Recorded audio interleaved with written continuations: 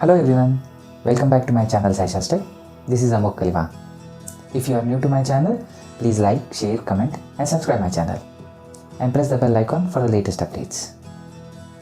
In the last video, we understood exponential distribution, compared different types of distribution and the application of exponential distribution on few of the examples.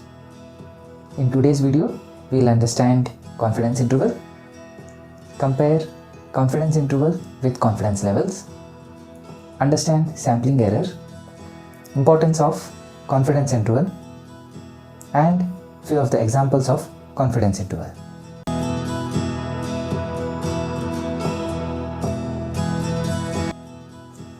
Confidence interval displays the probability that a parameter will fall between a pair of values around the mean. In simple terms, confidence interval measures the degree of certainty or uncertainty in a sampling method. For example, in a recent survey, the COVID-19 cases were doubling for every 2.9 days. With a 95% confidence level and within a confidence interval of 2.5 to 3.3 days. The most common confidence levels are 90%, 95% and 99%. Now let us understand what is sampling error and how we can reduce the sampling error during selection of the data.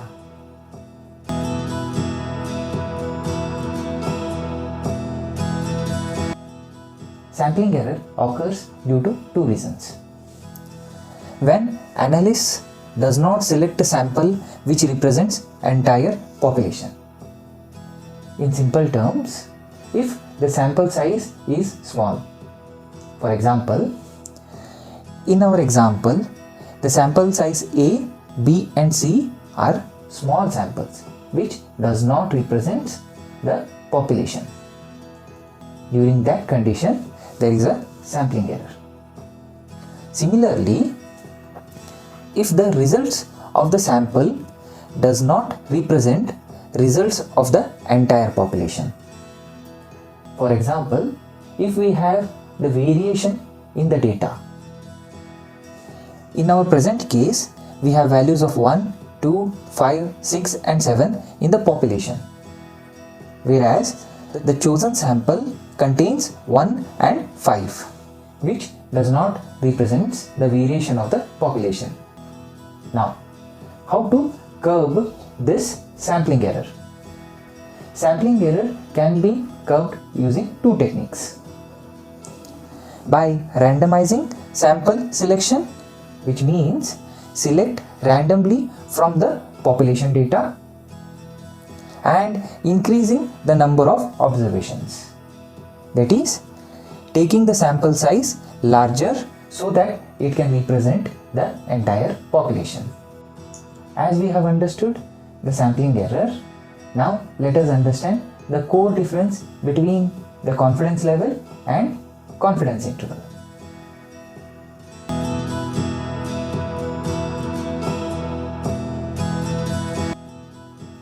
Confidence interval are the results of the experiment. They are usually numbers. For example, if you take a survey of a group of pet owners and analyze the purchase pattern of the pet owners for canned food, which represents with a 95% confidence level and a confidence interval of 200 to 300 cans a year. Here 200 to 300 represents the confidence interval. In the pictorial representation, lower limit and upper limit represents our confidence interval. Similarly, confidence level is a percentage. For example, 95% as represented in the pictorial representation. Consider you retake a survey on the population. If you have a confidence level of 95%, then 95% of the time your results will match with the results of the population. As we have understood the difference between the confidence level and the confidence interval, Now let us understand the steps to calculate confidence interval.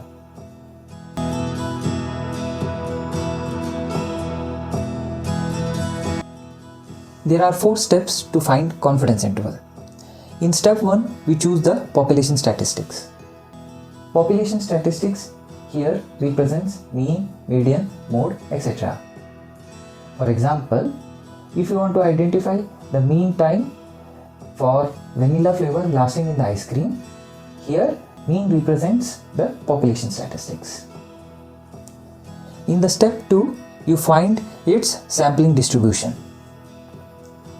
Finding sampling distribution means calculation of expected value and the variance of the sample with identifying the type of distribution does the population or the data follows. Here we substitute the values of sigma and n, and we do not substitute the value for mu, as mu is the value which we are identifying, that is mean. In step 3, we decide level of confidence. For example, if we consider 95% as a level of confidence, then the population mean should be within the level of confidence. In step 4, we find the confidence limit. If data is following the normal curve, then we can utilize z-score to calculate the confidence limits. As we have understood the steps to find confidence interval, now let us understand few of the examples of confidence interval.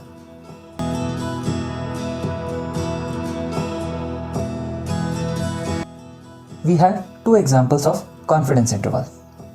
In example 1, we have a survey of US Census Board in 1995, which stated that the people in poverty are ranging from 35 million to 37 million with a confidence level of 90%. Here 35 million to 37 million represents the confidence interval. Similarly, and another survey of the European data represented that the well-being people of the true population range from 4.88 to 5.26 with a confidence level of 95%. Here, in this example, 4.88 to 5.26 represents confidence interval. These were some of the examples of confidence interval. If you like my video, please like, share, comment and subscribe my channel and press the bell icon for the latest updates. Thank you.